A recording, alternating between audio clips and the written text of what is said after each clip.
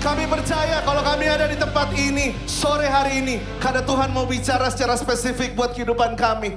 Oleh karena itu kami minta biar Roh Kudus terobosi hati dan pikiran kami dengan kebenaran firman-Mu. Karena kami percaya siapapun yang mengalami terobosan hari ini akan mengalami metanoia, akan mengalami keterbalikan 180 derajat. Engkau akan bangkit dari kehidupan lamamu, engkau akan bangkit dari cara hidup lamamu. Karena hari ini Tuhan ada di sini dan Tuhan akan berbicara untuk masing-masing di antara kita. Hamba berdoa untuk kesembuhan, hamba berdoa untuk pemulihan. Dan kami percaya Bapa, apapun yang Tuhan mau kerjakan, biar Roh Kudus kerjakan dengan sebebas-bebasnya. Kami mau tanggalkan semua beban pikiran kami. Karena hari ini, saat ini, untuk 40 menit ke depan, kami mau bebaskan Roh Kudus bekerja. Bentuk kami Bapa untuk menjadi murid-Mu yang sejati. Di dalam nama Yesus, semua yang percaya dan siap menerima firman, katakan amin. Silakan duduk.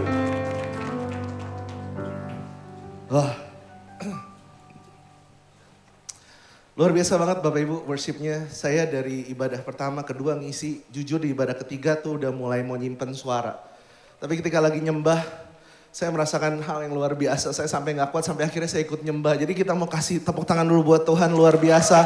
And good job for the Grow Worshipper, it's amazing. Buat Bapak Ibu perkenalkan, nama saya Jimmy Haryanto. Panggilannya adalah Jimbo, singkatan dari Jimmy Jumbo. Paling gendut 120 kilo, tapi kata dokter saya udah kurusin badan, cuma katanya masih ada 30 kilo lagi to go. Gitu. Jadi mohon doanya dan nanti kalau ketemu saya di restoran ingetin aja, Jim, inget makan. Iya siap. Bapak Ibu saya berdiri di sini, saya mengucapkan terima kasih buat Pastor Andy, Pastor Lia, dan seluruh pastoral team yang memberikan kesempatan buat saya bisa berbagi cerita hidup saya, berbagi message buat Bapak Ibu semua di tempat ini. Saya berdiri di sini sebagai cool pastor dari MKJ. MKJ singkatan dari Mega Kebon Jeruk. Jadi buat Bapak Ibu yang nyari cool, nyari komunitas, tinggalnya deket di Tol Joglo, nanti bisa barengan sama kita gitu ya. Dan yang pasti cool kita tersebar di seluruh Jakarta. And please join cool. Karena yang akan saya bagikan, salah satu yang membuat saya juga bisa bertahan sampai hari ini karena saya punya cool. Gitu. Dan makanya kenapa saya nggak bisa fokus benar-benar ngomongin stress enough the importance of having a community. Oke, so kita akan langsung aja mulai Bapak Ibu karena katanya ibadah raya ketiga ini dan saya juga merupakan bagian dari yang pelayanan dari IR3 sebagai usher. Jadi kita kasih tepuk tangan dulu buat teman-teman usher ya. Gitu. Jadi kalau Bapak Ibu kalau misalkan ketemu saya gimana panggil ya Bapak, Mas, Koh atau panggil nama Jimbo. Asal jangan panggil saya Mbak atau Cici atau Ibu. Karena saya percaya bahwa gender di Alkitab hanya ada dua, yaitu laki-laki dan wanita. Yang percaya kasih tepuk tangan dulu dong. Itu kebenaran firman Tuhan. Jangan mau dibelok-belokin lagi. Kagak ada yang aneh-aneh lagi. Laki-laki dan wanita. Kenapa nyasar ke situ ya? Oke, saya mau cerita sedikit kasih analogi metafora. Kenapa? Karena apa yang saya sharingkan hari ini merupakan sebuah perenungan yang sudah cukup. Ini bisa dibilang sharing yang paling berat yang saya akan lakukan. Karena yang akan sharingkan ini adalah pedang bermata dua. Yang akan sharingkan kepada Bapak Ibu adalah hasil pembentukan yang saya alami mulai dari bulan Desember. Dan saya kasih tahu Bapak Ibu, saya ketika siapin ini, saya bukan orang yang paling rohani, saya bukan orang yang paling suci. Tapi saya ada di sini karena saya sudah mengalami dan saya mau membagikan kebenaran kepada Bapak Ibu. Amin. Oleh karena itu Bapak Ibu siap-siap karena saya merasa sangat kuat Tuhan akan bicara sore hari ini. Oleh karena itu boleh lihat ke sebelah kanannya bilang kayaknya lagi ngomongin elu bentar lagi. Bilangin sebelah kanan. Ya. Bilangin sebelah kirinya elu juga jangan macam-macam buka telinga. Bapak Ibu saya buka dulu dengan sebuah cerita dan analogi supaya bisa lebih gampang diterima.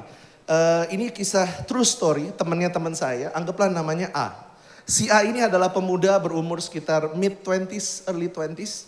Kemudian dia dengan teman-temannya berempat, mereka berencana, malam minggu cuy, kita mau ngapain? Mau malam minggu, gimana kalau kita nginep di rumahnya si ini? Ya, which is salah satu dari 4 orang itu punya apartemen dan tinggalnya tuh di apartemen lantai paling atas, yaitu penthouse gitu ya, paling atas. So akhirnya mereka sepakat, oke, let's go. So mereka nyetir, mereka sampai ke rumah temennya. Dan kemudian ketika mereka sampai di lobi Bapak Ibu, apa yang terjadi? Bapak Ibu bisa lihat di layar, ternyata liftnya rusak.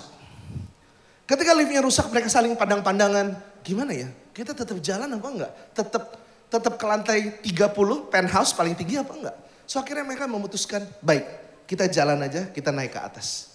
So akhirnya mereka sepakat supaya mereka nggak bosen naik 30 lantai di tangga darurat.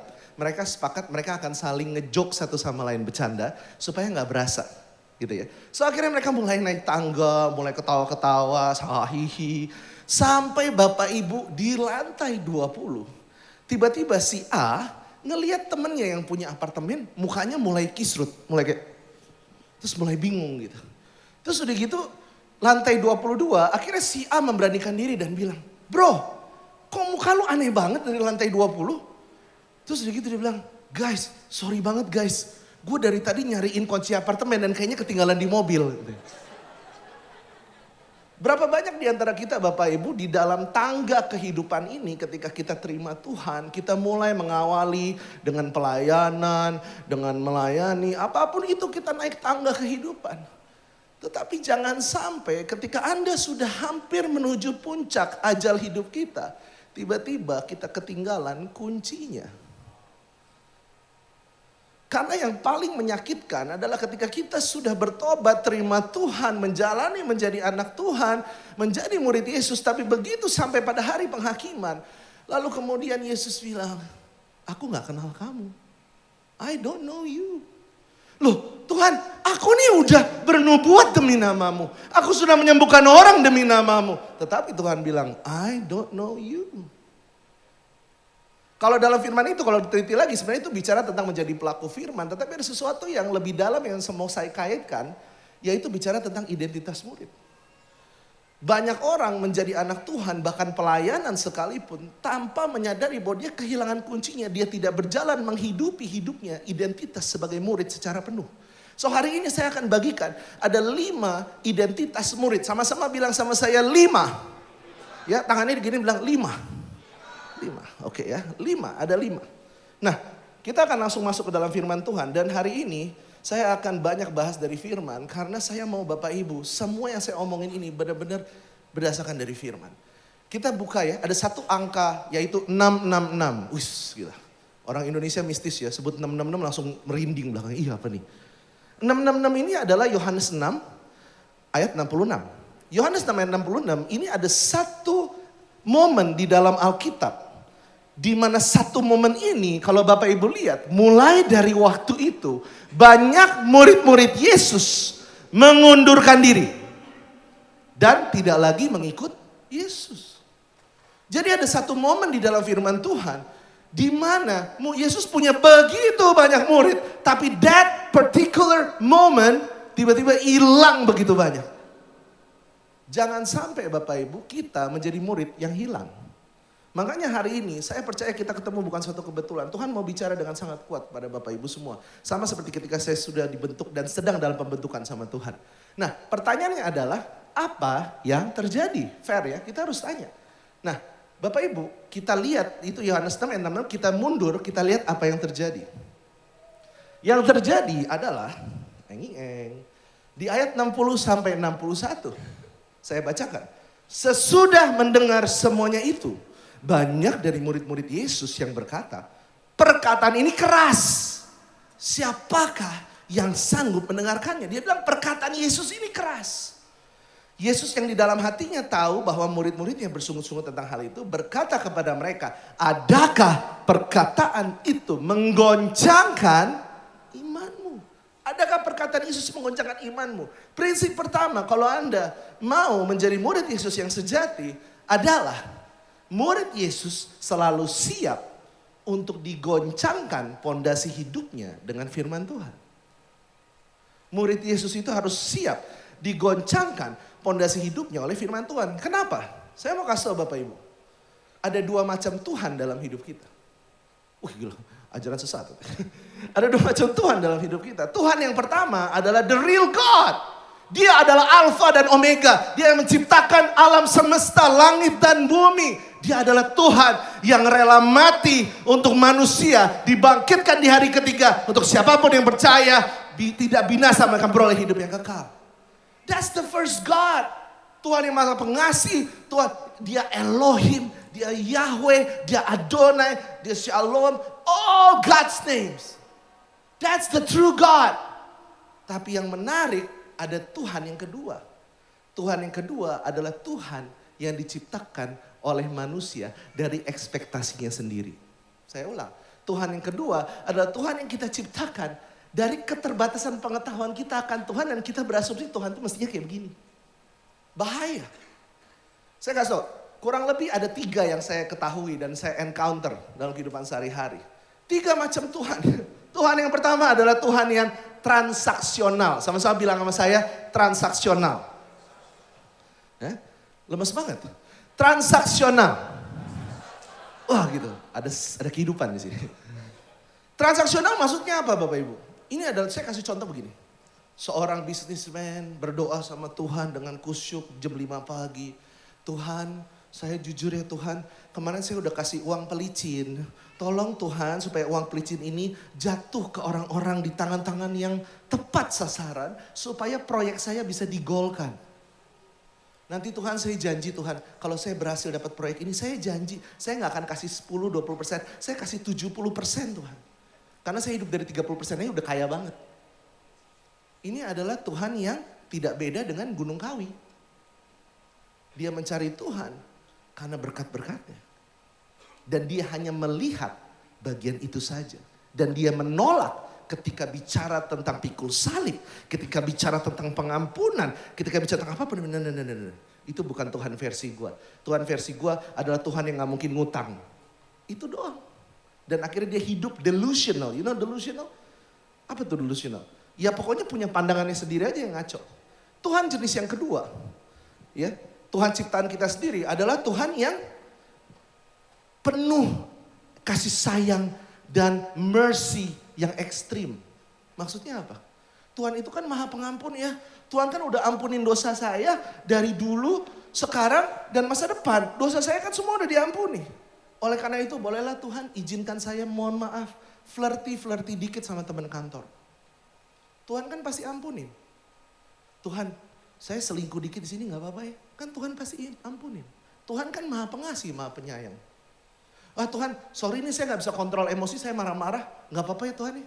Tuhan kan maha pengampun. Dan akhirnya dia melihat Tuhan dari versinya dia sendiri. Kemudian ada jenis Tuhan yang ketiga yang saya tahu. Yang diciptakan oleh manusia. Yaitu Tuhan yang tegas, Tuhan yang kejam, Tuhan yang otoriter. Dimana ini adalah Tuhan yang dimana kita harus gentar dan takut sama dia. Dan sampai akhirnya orang-orang yang punya konsep Tuhan seperti ini, apa yang terjadi Bapak Ibu? Mereka datang ke gereja, mereka duduk. Tapi kemudian dalam hati, Tuhan Yesus gak mungkin ampunin saya. Gak mungkin. Karena Tuhan Yesus yang saya tahu, itu udah gak mungkin. Dosa saya udah terlalu kotor. Tuhan gak mungkin ampunin saya. Dan itu adalah jenis-jenis Tuhan yang diciptakan oleh manusia. Nah ini yang bahaya Bapak Ibu. Makanya kenapa kita harus berterima kasih untuk pengajaran yang keras. Tapi saya mau kasih tahu, pengajaran yang keras itu apa sih? Pengajaran yang keras itu bukan pengajaran yang dilakukan dengan suara yang keras. Gitu ya. Atau pengajaran yang teriakin dosa orang, bukan. Tapi pengajaran yang keras. Di mana Bapak Ibu ketika baru dengar, pulang, Bapak Ibu men-challenge pemikiran, iya selama ini cara hidup saya salah. Selama ini konsep saya berpikir salah. Dan itu merubah nilai-nilai kehidupan kita. Amin Bapak Ibu. Saya berdoa di gereja ini akan lahir satu angkatan. Anak-anak Tuhan yang bukan hanya menjadi pengikut tapi benar-benar jadi murid. Orang-orang yang tiap kali datang, mau itu ada khotbah, mau itu ada or even Bapak Ibu duduk di depan baca Alkitab sendiri. Di situ Bapak Ibu punya mentalitas, Bapak porak-porandakan hatiku, porak-porandakan isi pikiranku supaya aku makin serupa dengan Kristus. Amin Bapak Ibu. Dan itu yang harus kita lakukan. Itu adalah esensi dari murid sejati. Nah, kita move on. Gitu ya. Jadi ini sebenarnya adalah yang namanya perbedaan God-centered dengan self-centered. God-centered itu adalah value kita di GC. Bahwa apapun yang kita lakukan itu berfokusnya sama Tuhan. Tetapi Tuhan yang tadi kita ciptakan sendiri, 3 Tuhan itu lahir karena keinginan kita. Fokusnya kita.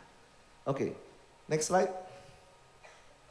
Nah, kita langsung balik ya. Apa pengajarannya jadi Jim? Apa sih pengajarannya yang buat Murid-murid itu pada rontok. Pengajaran kayak apa sih? Gitu ya. Apa pengajarannya? Oke, next. Kita akan masuk ke Yohanes 6 ayat 51 sampai 56. Bapak Ibu, saya sangat berharap Bapak Ibu lihat firman sama-sama. Oke, saya akan bantu bacakan, tapi ini akan menjadi sesuatu yang sangat dalam. Ini yang saya dapat, rema yang saya dapat. Ya 51 sampai 56, saya bantu bacakan. Akulah roti hidup yang telah turun dari sorga. So ini pengajarannya yang bikin murid-murid tuh mundur. Akulah roti hidup yang telah turun dari sorga. Jikalau seorang makan dari roti ini, ia akan hidup selama-lamanya. Dan roti yang kuberikan itu ialah dagingku yang akan kuberikan untuk hidup dunia. Orang-orang Yahudi bertengkar antara sesama mereka dan berkata, bagaimana ia ini dapat memberikan dagingnya kepada kita untuk dimakan? Wah, orang pada mulai berpikir, kanibalisme. Ini gila ini, orang Yahudi pada ngomong gitu. Maka kata Yesus kepada mereka, aku berkata kepadamu sesungguhnya, jikalau kamu tidak makan daging anak manusia dan minum darahnya, kamu tidak mempunyai hidup di dalam dirimu. Barang siapa makan dagingku dan minum darahku, ia mempunyai hidup yang kekal dan aku akan membangkitkan dia pada akhir zaman. Sebab dagingku adalah benar-benar makanan dan darahku adalah benar-benar minuman. Barang siapa makan dagingku dan minum darahku, ia tinggal dalam aku dan aku di dalam dia. Ini masuk ke dalam poin saya yang kedua. Yaitu murid harus selalu siap memberikan totalitas bukan kuantitas. Loh, apa hubungannya Jim? Dari ayat yang lu bacain sama prinsip ini. Saya jelasin dulu backgroundnya. Bapak Ibu, saya sangat encourage Bapak Ibu baca Yohanes 6. Baca Yohanes actually abisin dari 1 sampai habis. Di mana di Yohanes 6 ini kalau Bapak Ibu lihat di bagian awal itu Yesus melakukan satu mukjizat. Ada yang tahu mukjizat apa? 5 roti dan 2 bakpao. Nah, 5 roti dan 2 ikan. Jadi di situ Yesus melihat ada 5.000 orang laki-laki dan keluarganya datang kepada Yesus dan Yesus melakukan satu mukjizat untuk memenuhi kebutuhan fisik mereka. Ketika mereka dipenuhi kebutuhannya, matanya terbuka. Ketika matanya terbuka, apa yang terjadi Bapak Ibu? Semua orang pada bilang, wah ini raja orang Yahudi. Ini yang akan membebaskan kita dari penjajahan. Kita harus ikut dia. Ini yang akan membuat kita menjadi penguasa di negeri kita sendiri. Akhirnya mereka #gagal paham. Makanya ketika Yesus masuk ke dalam inti pengajarannya bahwa akulah roti hidup. Kau harus makan dagingku, minum darahku. Mereka pikirannya langsung kemana-mana karena dari awal mereka gagal paham. Maka mereka bilang ini kanibalisme. Dia suruh kita makan dagingnya. Kenapa? Karena mereka tidak bisa melihat bahwa sebenarnya Yesus sudah ditetapkan untuk mati buat dosa-dosa kita. Untuk bangkit di mana dia serahkan daging dan darahnya. Untuk siapapun yang percaya tidak binasa melainkan beroleh hidup yang kekal. Mereka gagal paham. Karena yang ada di otaknya hanya mukjizat itu. Bapak Ibu nangkep maksudnya? Dan kemudian yang menarik daripada ayat ini yang tadi saya bacakan adalah apa Bapak Ibu? Ketika Yesus bilang, makan dagingku, minum darahku. Ini benar-benar makanan, ini benar-benar minuman. Kenapa mereka mundur? Karena mereka melihat ternyata harga yang dibayar untuk ikut Yesus itu sangat mahal.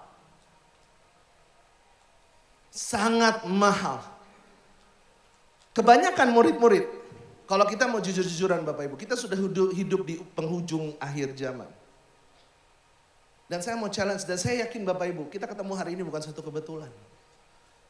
Saya mau tanyakan kepada kita semua di sini, termasuk ke diri saya sendiri. Berapa harga yang Anda siap bayar untuk ikut Tuhan? Dan yang Tuhan mau, murid Yesus berikan totalitas, bukan kuantitas. Bukan saya udah ikut Tuhan 30 tahun, saya sudah bertobat, bukan. Anda mungkin baru bertobat 2 tahun, tapi yang Tuhan mau adalah begini. Tuhan tuh bukannya minta kita semua 100% jadi full time, bukan. Tapi yang Tuhan minta kalau kita mau jadi murid, berikan 100% full heart untuk Tuhan. Apa itu full heart? Apapun yang kita kerjakan, kerjakan itu seakan-akan untuk Tuhan. Anda seorang karyawan di sini, Anda mau ketemu customer komplain. Aduh gila customer komplain dikasih ke gua lagi. Tapi Anda lihat, saya harus bekerja, handle customer komplain seperti saya handle seakan-akan untuk Tuhan. Anda seorang CEO, Anda seorang pengusaha, Anda punya bawahan. Anda mungkin merasa bahwa, ya I'm my own boss, gue bos sendiri. Saya mau kasih tahu Bapak Ibu, walaupun Anda merasa punya otoritas, tapi ingat, Anda tetap punya dewan pengawas tertinggi. Yang Anda perlu report, yaitu Tuhan Yesus. Apapun keputusan yang Anda ambil untuk kesejahteraan semua orang yang ada di tim Anda, itu keputusan akan dipertanggungjawabkan kepada Tuhan Yesus. Anda mungkin seorang suami, Anda lihat suami melayani istri. Anda lakukan itu seakan-akan untuk Tuhan. Seorang istri melayani suami, Anda lakukan itu seakan-akan untuk Tuhan. Anda melakukan parenting, udah saatnya Anda harus upgrade diri sebagai parent. Kenapa? Karena anak-anak Anda, cara Anda treat mereka, Anda perlakukan seakan-akan untuk Tuhan. Langsung tegang semua mukanya. Aman Bapak Ibu? Oke? Jadi yang Tuhan mau itu either all or not at all. Berikan totalitas. Ini adalah mentalitas Yesus, murid Yesus yang sejati. Nah, sekarang kita lanjut, saya mau fokus hanya di satu ayat saja, yaitu di Yohanes 6 ayat 53. Boleh next slide? Saya boleh minta Bapak Ibu bangkit berdiri? Karena kalau Bapak Ibu lupa semua yang saya omongin, ayat ini jangan lupa. Saya ulang, kalau Bapak Ibu lupa semua yang saya omongin, ayat ini jangan lupa, catat, bahkan kalau perlu Bapak Ibu hafalin. Dan saya mau Bapak Ibu hanya baca bersama-sama dengan saya ayat 53. Dan khususnya di bagian yang di highlight oranye itu, orange itu, bacakan dengan sangat keras. Oke? Siap? Hanya ayat 53. 3, 2, 1, mulai. Maka kata Yesus,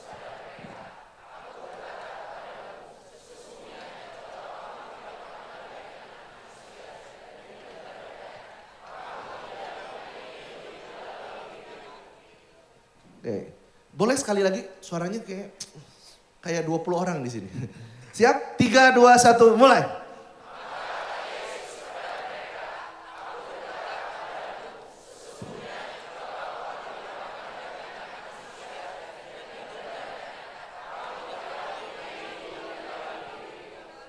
Silakan duduk Bapak Ibu semua.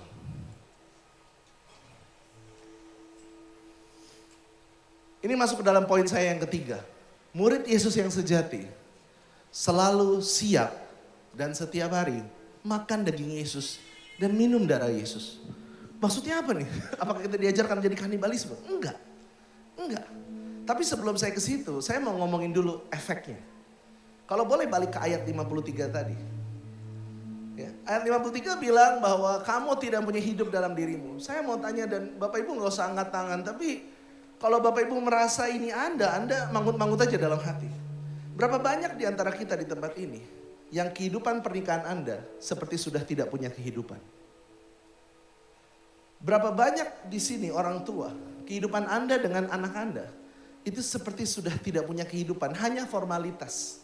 Hari Sabtu makan bareng tapi udah gak ngomong hal-hal yang dalam. Berapa banyak di sini Bapak Ibu gak ada yang tahu. Tapi mungkin Anda di kamar sendirian, Anda punya rasa hasrat, kayaknya gue kepengen sudahin hidup saya. Gue tuh depresi Jim, gue stres. Tapi gue gak mungkin kasih tahu laki gue gak mungkin kasih tahu bini gue. Gue apalagi gak mungkin kasih tahu anak-anak gue. Tapi gue udah kayak gak punya kehidupan. Saya mau kasih tahu Bapak Ibu gak sendirian. Dan ini adalah penyakit zaman sekarang. Ada begitu banyak orang sudah tidak punya kehidupan lagi dalam dirinya. Udah gak punya kehidupan dan mereka gak bisa ngaku ke kiri kanan. Apalagi kalau Bapak Ibu memegang peran-peran penting dalam komunitas. Bapak Ibu pegang peran-peran penting dalam perusahaan. Or even dipandang sama keluarga besar, Anda gak bisa ngomong. Tapi Anda tahu dalam diri saya sudah gak punya kehidupan lagi. Dan firman Tuhan katakan dengan sangat jelas. Mau obatnya? Makan daging Yesus, minum darah Yesus. Hah? Makan daging Yesus, minum darah Yesus. Kenapa ini bisa jadi obat? Let me explain. Kalau kita bicara tentang daging, sebenarnya daging dan darah adalah sebuah kesatuan. Tapi saya coba untuk menafsirkan secara dipisah. Dan kemudian kita gabung. Yohanes 6 ayat 51 dikatakan, Akulah roti hidup yang telah turun dari sorga. Jikalau seorang makan dari roti ini, ia akan hidup selama-lamanya. Dan roti yang kuberikan itu ialah dagingku yang akan kuberikan untuk hidup dunia. Jadi ketika bicara tentang daging Yesus, itu bicara tentang roti hidup. Dan kemudian kalau kita lihat di Yohanes 1 ayat 1. Pada mulanya adalah firman. Firman itu bersama-sama dengan Allah dan firman itu adalah Allah. Jadi kalau saya tarik benang merahnya Bapak Ibu, benang merahnya adalah begini. Daging Yesus itu adalah roti hidup. Dan roti hidup itu adalah firman Allah. Banyak orang mencemooh dan bilang, mana mungkin Yesus bisa nyembuhin luka hati gua? Mana mungkin Yesus bisa menyembuhkan kanker saya? Mana mungkin saya mau kasih tahu Bapak Ibu. Saya di bulan Desember kemarin, saya dan istri, kita satu keluarga mengalami suatu masalah yang luar biasa. Yang tidak pernah kami bayangkan. Saking gilanya itu, saya sampai akhirnya harus sama istri mundur, kita cuti pelayanan selama 4 bulan. Karena kita benar-benar overwhelmed. Desember, Januari, Februari, Maret, baru bulan April saya mulai melanjutkan untuk melayani lagi. Dan saya mau katakan Bapak Ibu, di situ saya diingatkan oleh firman Tuhan ini. Anda mau cari solusi atas kekosongan yang ada dalam diri? Anda mau cari solusi atas ketidakadanya hidupan dalam diri ini? Solusinya cuma satu, makan daging Yesus. Maksudnya apa makan daging Yesus? Cerna firman Tuhan setiap hari. Kunyah firman Tuhan setiap hari. Saya ingat satu bulan yang lalu, kalau Bapak Ibu ada yang ikut Encounter Night dengan Pastor Michael. Ada yang ikut Encounter Night dengan Pastor Michael? Wah, Bapak Ibu harus ikut. Di situ saya dijamah Tuhan luar biasa, dan di situ firman-Nya begitu kuat dan dia bilang, kenapa kamu bergantung sama pengertian kamu sendiri? Do you know that firman Tuhan itu super powerful. Only one word, it can change people's life. Hanya satu kata dari firman itu bisa mengubahkan kehidupanmu.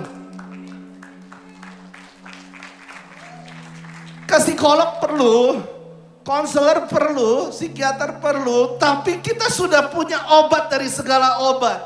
Yaitu apa Bapak Ibu? Anda mau punya kehidupan, kunyah firman setiap hari. That's it, kunyah firman setiap hari. Ketika Anda bangun di pagi hari, ingat Bapak Ibu, Yohanes 1 ayat 1, bahwa firman itu adalah Allah sendiri. Cara kita memperlakukan firman Tuhan adalah gambaran dari cara kita memperlakukan Tuhan. Saya ulang, cara kita menghormati firman Tuhan adalah gambaran cara kita menghormati Tuhan itu sendiri. Kalau Tuhan benar-benar ada Tuhan atas kehidupanmu, ketika Anda bangun tidur di pagi hari, apa yang Anda lihat duluan? Firman Tuhan? Atau Instagram? Atau TikTok? Tapi TikTok gue kan isinya rohani semua. No. That's different. Your personal relationship with God. Dan ini udah janji Tuhan. Bahwa kalau kau mau punya kehidupan, Anda hanya perlu kunyah firman. Kunyah firman konsisten setiap hari. Ada amin? Dan yang kedua ketika bicara tentang darah. Ibrani 9 ayat 14 katakan betapa lebihnya darah Kristus yang oleh roh yang kekal telah mempersembahkan dirinya sendiri kepada Allah sebagai persembahan yang tak bercacat. Akan menyucikan hati nurani kita dari perbuatan-perbuatan yang sia-sia. Supaya kita dapat beribadah kepada Allah yang hidup. Ketika dibilang makan daging, minum darah, maksudnya apa? Makan daging artinya kunyah firman Tuhan, kunyah firman Tuhan. Ketika dibilang minum darah itu artinya apa Bapak Ibu? Minum darah artinya Bapak Ibu ingat bahwa darahnya sudah tercurah. Ingat setiap hari bahwa darahnya sudah tercurah. Dan kalau darah Yesus sudah tercurah, berarti kita disucikan dari semua dosa kita. Dan kita dilayakkan untuk datang langsung, VIP access to God Himself.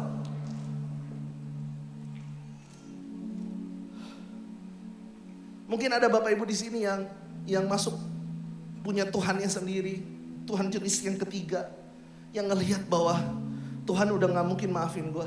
Tuhan udah gak mungkin maafin gue. I've done so many stupid things in my life. Tuhan gak mungkin maafin gue. Gak mungkin. Saya mau katakan firman Tuhan gak pernah bohong. Firman Tuhan gak pernah bohong. Makanya engkau datang hari ini, katakan Tuhan, aku berdosa. Tapi aku tahu kau sudah mati di atas kayu salib dan kau sucikan aku dengan darah-Mu. Oleh karena itu engkau melayakkan aku untuk datang kepada hadirat-Mu.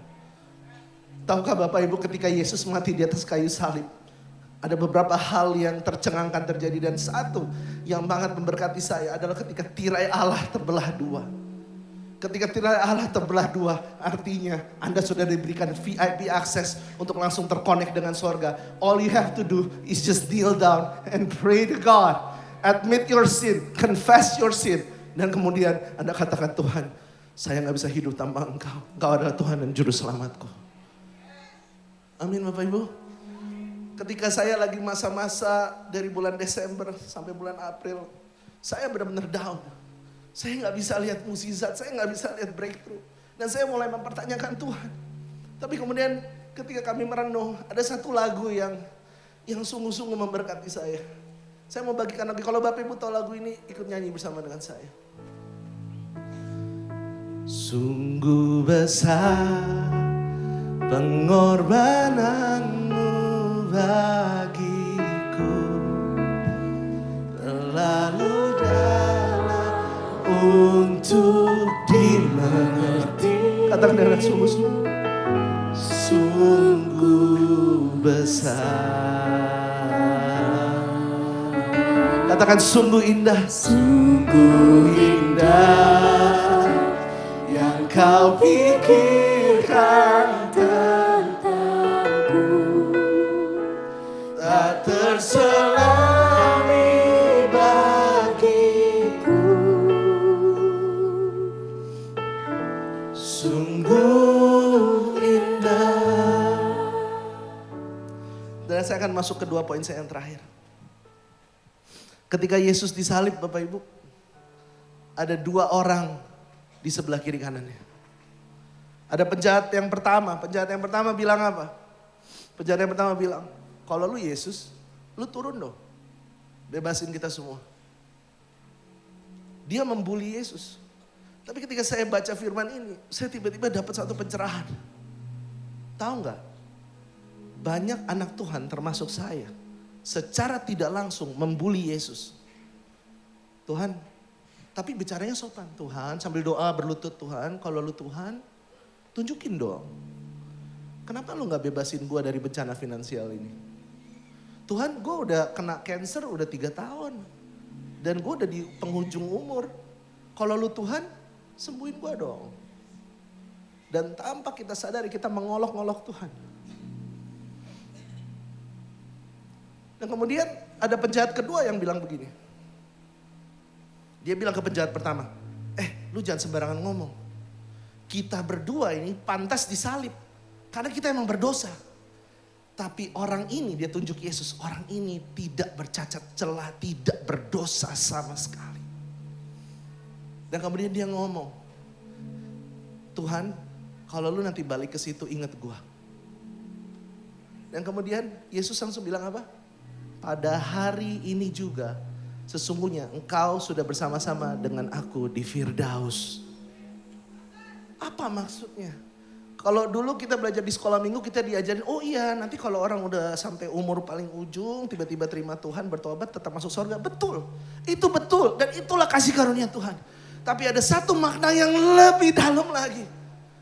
Penjahat yang kedua mengakui keilahiannya Yesus. Mengakui bahwa dia adalah anak Allah walaupun dia tidak diselamatkan. Dia tetap katakan, engkau tetap anak Allah. Aku tetap percaya kepadamu. Oleh karena itu ingatlah aku. Dan dia tidak melihat dirinya dibebaskan dari salib. Sama seperti Sadrak, Mesak, dan Abednego. Ketika dimasukkan ke dalam perapian. Karena dia tidak disuruh menyembah raja tapi dia tidak mau. Dan kemudian sebelum dicebloskan, Sadrak, Mesak, dan Abednego ngomong hal yang sama. Apa yang dia katakan? Dia bilang, sesungguhnya kami percaya bahwa Allah kami akan membebaskan kami. Tapi kalau sampai Allah kami tidak membebaskan kami, kami tetap menolak untuk menyembah raja. Karena kami hanya menyembah Tuhan kami. Dan itu adalah penguatan yang saya dapat dari bulan Desember sampai sekarang. Ketika Tuhan tidak mengerjakan mukjizat, percayalah bahwa dia tetap Tuhan atas kehidupanmu. Dan itulah murid yang sejati Bapak Ibu. Itu murid yang sejati. Jangan jadi fakir berkat, fakir mukjizat tahu. Minta-minta ngemis-ngemis. Percayalah kalau burung udara Tuhan sudah pelihara, Tuhan akan pelihara Anda. Tapi kenapa kadang-kadang Tuhan gak kasih mukjizatnya? Karena yang terpenting adalah Tuhan mau bentuk karakter kita menjadi seperti Kristus. Saya akan tutup dengan poin yang terakhir. Kalau Bapak Ibu saat ini ada dalam posisi yang pernah saya alami juga. Saya mau kasih tahu Bapak Ibu, sampai sekarang saya masih belum dapat mukjizat. Tapi saya diajarkan satu mentalitas yang baru. Murid yang sejati adalah Anda menjadi jawaban dan mukjizat untuk orang lain. Kalau Anda saat ini berdoa sama Tuhan, Tuhan, gue udah lama banget minta kesembuhan, lu gak kasih Tuhan. Itu berarti saatnya Anda bangkit dari tempat duduk, pergi ke rumah sakit dan mulai berdoa untuk orang-orang yang sakit, untuk kesembuhan dalam nama Tuhan Yesus. Jadi jawaban buat orang lain. Kalau Anda saat ini mengalami bencana finansial, justru saatnya Anda bangkit dan Anda mulai melihat siapa orang-orang di sekitar saya yang membutuhkan taburan-taburan dari saya. Saya gak bisa kasih banyak, tapi ada orang-orang, Bapak Ibu bilang bencana finansial, tapi ada tetanggaan yang sama sekali udah gak makan 3 hari. Bapak Ibu nangkap maksud saya? Kalau ada di sini Bapak Ibu yang diam-diam mengalami depresi, stres, Anda terus bilang apa gunanya hidup ini? Belajar untuk stop lihat diri sendiri. Don't become self-centered, become God-centered. Anda keluar bangkit dari tempat dudukmu dan Anda mulai cari teman-temanmu yang lagi depresi. Berdoa untuk mereka, jadi jawaban untuk mereka. That's how you become a true disciple. Itu caranya Anda menjadi murid yang sejati. Dan saya mau saya akan tutup dengan satu kesaksian ini Bapak Ibu. Ketika saya cuti dari pelayanan, Desember, Januari, Februari, Maret, April. Di saat itu saya dan istri kami disadarkan bahwa apapun kondisi kami harus tetap menjadi berkat dan jawaban buat orang lain. Dan saya kasih tahu Bapak Ibu, ketika kami putuskan untuk menjadi jawaban buat orang lain, kami mengalami kedamaian yang melampaui segala akal. Kedamaian yang melampaui segala akal, bukan kedamaian yang Anda dapat dengan habis tonton, dengan apa. No, itu something yang ketika Anda menyadari bahwa hidup Anda dipakai untuk kerajaan Tuhan, berguna menjadi jawaban buat orang lain. Saya boleh minta Bapak Ibu untuk sama-sama bangkit berdiri.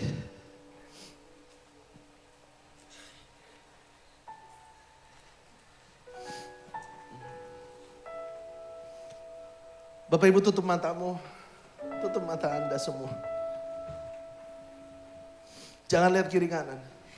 Take this personal time with God. Saya mau kasih tahu Bapak Ibu, Anda ada di tempat ini bukan satu kebetulan. Tuhan bicara dengan sangat kuat dan keras buat Bapak Ibu semua.